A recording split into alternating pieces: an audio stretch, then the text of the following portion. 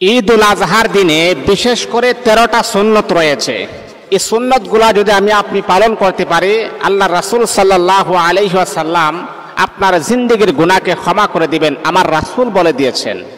দেখেন, বৎসরে একটা দিন আসে ঈদ উল আজহা। এই ঈদে আমরা কিছু সুন্নত পালন করার চেষ্টা করব, যেহেতু এটা আসলে প্রায় সময় আমরা পাই না। বৎসরে একটা দিন আসে, এই দিনে আমরা এই সুন্নতগুলোকে বাস্তবায়ন করার চেষ্টা করব। আসলে আমরা প্রতিটা দিন আমাদের কাছ থেকে চলে যাচ্ছে, আমরা সব দিনকে এক সমান তালে আমরা খরচ করতেছি, কিন্তু আমরা অনেকেই জানি না আল্লাহ পাক কিছু দিনের বেশ কম রেখেছে। যেমন সাপ্তাহিক একটা জুমার দিন, এটা কিন্তু একটা শ্রেষ্ঠ দিন, দামি দিন। এই দামি দিনকে দামি দিনের তুলনায় তাকে সম্মান করতে হবে, মূল্যায়ন করতে হবে।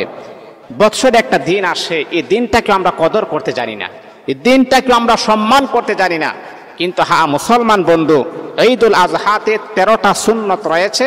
এই সুন্নতগুলোকে আপনি বাস্তবায়ন করতে পারেন, আমার রাসূল বলে দিয়েছেন আল্লাহ পাক আপনাকে পুত পবিত্র বানিয়ে দিবেন, আপনার গুনাহকে মাফ করে দিবেন। এর মাঝে এক নাম্বার হচ্ছে ঈদ উল আজহার দিনে সকাল সকাল ঘুম থেকে জাগ্রত হওয়া। মানে আপনি তো ম্যাক্সিমাম প্রায় সময় আপনি ঘুম থেকে জাগ্রত হন 10টার দিকে, 7টার দিকে, 8টার দিকে। না, ঈদ উল আজহার দিনে প্রথম নাম্বার যে সুন্নতটা হচ্ছে সকাল সকাল ঘুম থেকে জাগ্রত হয়ে ফজরের নামাজ জামাতের সাথে আদায় করা। এই সুন্নতটা আপনি পালন করবেন, এটা হচ্ছে প্রথম। দ্বিতীয় নাম্বার হচ্ছে মিসওয়াক করা। এই যে মিসওয়াক করলে কিছু ফায়দা আছে। মিসওয়াক করলে এক নাম্বার যে ফায়দাটা হচ্ছে আপনার চোখের জ্যোতি আমার আল্লাহ বাড়ায় দিবে।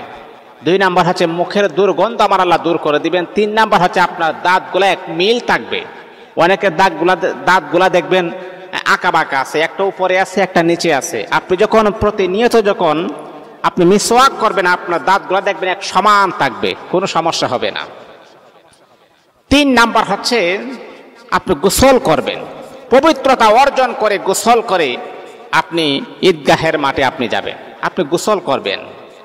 মুহতারাম হাজিরিন, যে 4 নাম্বার হচ্ছে যথাসাধ্য আপনি উত্তম পোশাক পরিধান করবেন। এটা নিয়ে আমাদের মাঝে অনেক সমস্যা। উত্তম পোশাক বলে আপনি কি নতুন পোশাক? না, যদি নতুন পোশাক না আনতে পারেন কোনো সমস্যা নাই।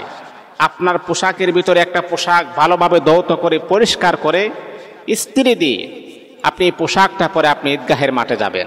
উত্তম পোশাক, এর মানে হচ্ছে নাপাক পোশাক নয়, উত্তম পোশাক পরে আপনি ঈদগাহের মাঠে আপনি যাবেন। আমরা মনে করি উত্তম পোশাক বলতে মনে হয় এটা নতুন পোশাক লাগবে, না হইলে মনে হয় নামাজ হবে না, এটা ভুল ধারণা। উত্তম পোশাক পরে আপনি ঈদগাহের মাঠে যাবেন। 5 নাম্বার হচ্ছে শরীয়ত সম্মতভাবে সাজসজ্জা করে আপনি ঈদগাহের মাঠে যাবেন। শরীয়ত আপনাকে যতটুকু সাজসজ্জা করার হুকুম দিয়েছেন ততটুকু আপনি ব্যবহার করে সুন্দরভাবে পরিপাটি হয়ে আপনি ঈদগাহের মাঠে যাওয়ার চেষ্টা করবে। এটা আমাদেরকে ইসলাম শিক্ষা দিয়েছেন। মুহতারাম হাজিরিন, তারপরে 6 নাম্বার হচ্ছে আপনি খুশবু লাগাবেন। আতর আছে না, আতর। আমার রাসূল সবচাইতে বেশি পছন্দ করতেন আতর। রাসূল এই প্রতিনিয়ত সুন্নতগুলাকে পালন করতেন, আতর ব্যবহার করতেন। আমাদের নবীদের শরীরের মাঝে প্রায় সময় ম্যাক্সিমাম সময় আতরের ঘ্রাণ করতেন। আতর না দিলেও নবীজির গাম মুবারক থেকে আতরের ঘ্রাণ করতেন। আল্লাহু আকবার। আমরা যখন ঘামি আমাদের শরীর থেকে এক প্রকারের দুর্গন্ধ বের হয় না? বের হয়। কিন্তু আমার নবীর শরীর থেকে যখন ঘাম জড়িয়ে জড়িয়ে পড়তে, গামগুলা মক্কা মদিনার মহিলারা সীসার ভিতরে ভরে তারা বিবাহের অনুষ্ঠানে গামগুলা শরীরের মাঝে মাখতেন। আল্লাহু আকবার। নবীর শরীরে গাম আতর রূপে তারা ব্যবহার করতেন। এই গামের এত মেশক, এত আতর, এত ঘ্রাণ ছিল, এমনকি 1 মাস পর্যন্ত ঘ্রাণটা শরীরের মধ্যে লেগে থাকতো। আল্লাহু আকবার। এই জন্য আমার নবী আতর ব্যবহার করতেন। আপনিও খুশবু লাগাবো, আতর ব্যবহার করব। তারপরে ঈদগাহের মাঠে 7 নাম্বার হচ্ছে ঈদগাহের মাঠে যাওয়ার পূর্বে কোনো কিছু না খেয়ে যাওয়া। এটা হচ্ছে ঈদ উল আজহার সুন্নাহ। আর ঈদ উল ফিতরের সুন্নাহ হচ্ছে ঈদগাহের মাঠে যাওয়ার পূর্বে কোনো কিছু মিষ্টি জাতীয় কোনো কিছু খেয়ে যাওয়া। 8 নাম্বার হচ্ছে আগে আগে ঈদগাহের মাঠে যাওয়া। আমরা তো মসজিদের মাইক দিয়ে ডাকতে ডাকতে বেহুশ হয়ে যায়, তারপর আল্লাহর বান্দারা আসে না। এই জন্যে ঈদগাহের নামাজ যথাসময়ে আদায় করতে হবে। আগে আগে ঈদগাহের মাঠে আসতে হবে, সময় থাকতে আসতে হবে। ঈদগাহের কিছু ফজিলতপূর্ণ কিছু কাজ রয়েছে, ফজিলতপূর্ণ কিছু নিয়ম রয়েছে, নিয়মগুলো পালন করতে হবে। মুহতারাম হাজিরিন, 9 নাম্বার হচ্ছে ঈদুল আজহার নামাজ সকাল সকাল পড়া, কারণ আপনি তো কুরবানি করতে হবে। 10 নাম্বার হচ্ছে তাহলে ঈদগাহে যে ঈদের নামাজ পড়া উত্তম। যদি বৃষ্টি থাকে তাহলে আপনি মসজিদের ভিতরে পড়তে পারবেন, এতে কোনো সমস্যা নাই। আর যদি মনে করেন বৃষ্টি না থাকে তাহলে খোলা মাঠে আপনি ঈদের নামাজ পড়বেন।